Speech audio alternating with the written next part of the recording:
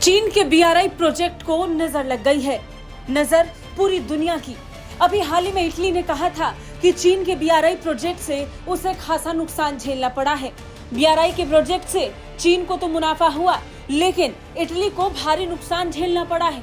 यही कारण है कि इटली BRI से हाथ खींचने का प्रोग्राम सेट कर रहा है। लेकिन ये कौन जानता था कि इटली BRI से प्रोजेक्ट खींचकर भारत के साथ नए प्रोजेक्ट पर काम करने की इच्छा रख रहा है। दरअसल अमेरिकी राष्ट्रपति जो बाइडेन, भारत के प्रधानमंत्री नरेंद्र मोदी और G20 के साझेदारों ने BRI को ध्वस्त करने का मास्टर प्लान तैयार कर लिया है। दरअसल अमेरिकी राष्ट्रपति जो बाइडेन, भारत के प्रधानमंत्री नरेंद्र मोदी और G20 के कई साझेदारों देशों ने एक शिपिंग कॉरिडोर की योजना पर काम शुरू करने को लेकर प्लान तैयार कर लिया है। ये भारत को मिडिल ईस्ट और आखिर में यूरोप से जोड़ेगा।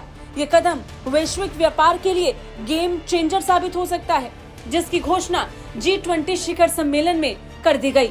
इस प्रोजेक्ट को चीन के लिए बड़ा खतरा माना जा रहा है, क्योंकि चीन ने BRI प्रोजेक्ट के जरिए अपना अरबों रुपए का पैसा इस प्रोजेक्ट में लगा दिया, जिसमें से अब इटली हाथ खींचने की बात कर रहा है, तो वहीं दूसरी तरफ भारत के साथ एक नई कनेक्टिविटी योजना पर पूरा यूरोप और अरब देश काम करने की इच्छा जता रहे हैं।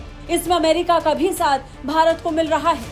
अमेरिकी अधिकारियों ने इससे पहले कहा था कि इस डील का उद्देश्य मध्य पूर्व के देशों को रेल से जोड़ना और उन्हें बंदरगाह के माध्यम से भारत से जोड़ना है, जिससे शिपिंग समय लागत और ईंधन के इस्तेमाल में कटौती करके खाड़ी से यूरोप तक ऊर्जा और ट्रेड के फ्लो को बढ़ाया जा सके। बात अगर इस कनेक्टिविटी योजना की करें तो उम्मीद जताई जा रही है कि इससे भारत की इकोनॉमी और ट्रेड सेक्टर को भरपूर फायदा मिलेगा। इस नेटवर्क से भारतीय लोगों को काफी फायदा होने वाला है। पहले सीधे बड़े फायदे की बात करें तो सऊदी से कच्चे तेल आयात के लिए कनेक्टिविटी बढ़ेगी, लागत कम होगी। सऊदी में काम करने वाले 80 लाख से ज्यादा कामगारों को फायदा होगा। भारत के पश्चिमी देशों से कनेक्टिविटी सीमित नहीं रहेगी।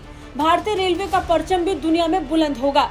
इसके साथ ही रेलवे कंपनियों को भी नेटवर्क के लिए बड़े टेंडर मिल सकते हैं। इन तमाम फायदों को साधते हुए भारत इस योजना को अंतिम रूप तक लेके जाएगा, जिसकी शुरुआत आज G20 की इस बैठक से हो गई, जिसमें यूरोप के कई देश, अरब के कई देश और भारत और अमेरिका मौजूद थे। ब्यूरो रिपोर्ट, भारत तक।